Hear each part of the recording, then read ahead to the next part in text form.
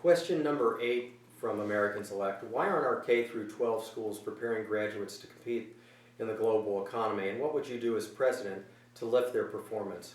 Well, there are a variety of causes, but fundamentally, when I look at this question, I think one of the major reasons our graduates are challenged to compete in a global economy is because competition itself has been shunned in recent years in our public school system.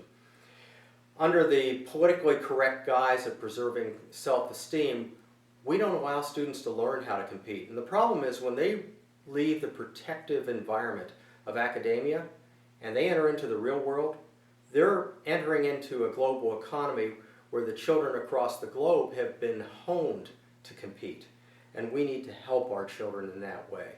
So as president, I would look towards the Department of Education in whatever form it retains and analyze what are the best practices that are being used to educate students and make them competitive on a global basis. Then work with the states to make sure that those best practices are implemented. We also need to reassess the teaching profession. Today we have a tenured system, and within that context, that works in scholarly studies in higher education, but I think we'd be better served in K through 12 with a meritocracy. It's not an attack on unions, it's a reflection of higher wages based on performance.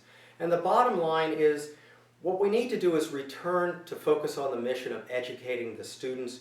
We need to eliminate political correctness and resurrect civics, for example, to stimulate thought and civil discussions.